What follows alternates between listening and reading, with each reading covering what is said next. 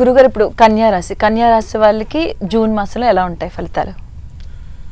కన్యరాశి వారికి పరిస్థితి ఉత్తర నక్షత్రం 2, 3, 4 పాదాలు, హస్త నక్షత్రం 4 పాదాలు, చిత్త నక్షత్రం 2 పాదాలు కన్యరాశి. ఈ కన్యరాశి యొక్క గ్రహస్థితి చూసినట్టయితే ముఖ్యంగా మనము కన్యరాశికి కేతు ఇప్పటివరకు కూడా జన్మస్థ సంచారం చేస్తూ గత మాసంలో అంటే మే మాసంలో వీరికి కేతు ముందరికి వెళ్ళాడు, రాహువు కూడా 6లోకి వచ్చాడు.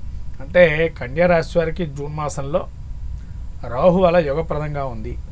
శత్రువుల్ని పరాభవించటం అంటే శత్రువుల్ని ఎవరైతే ఉంటారో వీరికి వాళ్ళ యొక్క ఓటమిని వీళ్ళు చవిచూడటము, వక్తలుగా ఉండడం, ఒక పని చేసించటము, టీచర్ లాంటి వృత్తులు చేపట్టేటువంటి వారికి మంచి ఉన్నతుల పదవులు రావటము, టీచింగ్లో ఉండేటువంటి సర్వీస్లో ఉండేటువంటి వారికి శని సప్తమంలో ఉన్నాడు ఇక్కడ.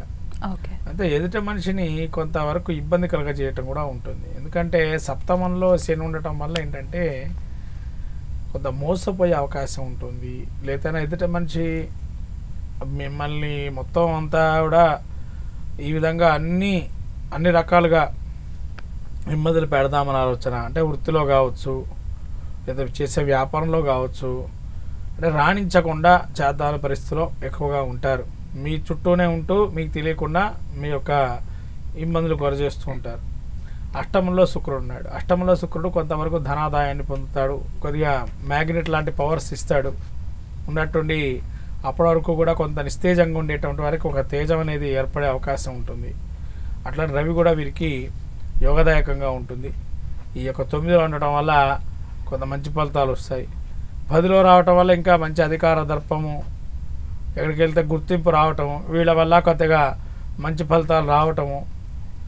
తర్వాత బుధుడు కూడా యోగదాయకంగా ఉండడం, 10లో మంచి మెదడు పెట్టి ఆలోచన చేసి షార్ప్ మైండ్తోని మంచి రాణింపు రావటము, ఎక్కడికి వెళ్ళినా వీళ్ళని గౌరవించటం లాంటివి జరిగే అవకాశాలు ఎక్కువగా ఉంటాయి. తర్వాత బుధుడు కూడా వీరికి మళ్ళీ ఏకాదశంలోకి వస్తున్నాడు. ఏకాదశంలో బుధుడు కొంతవరకు అవయోగంగా ఉన్నా కూడా మిగతా గ్రహాలు యోగదాయకంగా ఉన్నాయి. 12లో కుజకేతువుడు. ఈ గ్రహస్థితి చూసినట్టయితే నిద్రలేమి రాత్రులు ఎక్కువగా ఉంటాయి. అంటే ఏంటంటే నిద్ర ఎందుకు ఉండదండి అని అంటే ఎంతో శ్రమకు వస్తారు.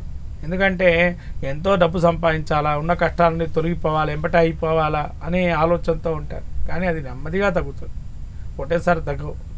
కాబట్టి కుజుడు ఇంకోటి 12లో ఉండడం వల్ల అల్సర్స్ రావటం, బ్లడ్ రిలేషన్స్కి సంబంధించి ఇబ్బందులు రావటం, శారీరకంగా అవచ్చు, లేదా బ్లడ్ రిలేషన్లో ఉండేటువంటి వారికి ఏదైనా కొంత అనారోగ్యం రావటము,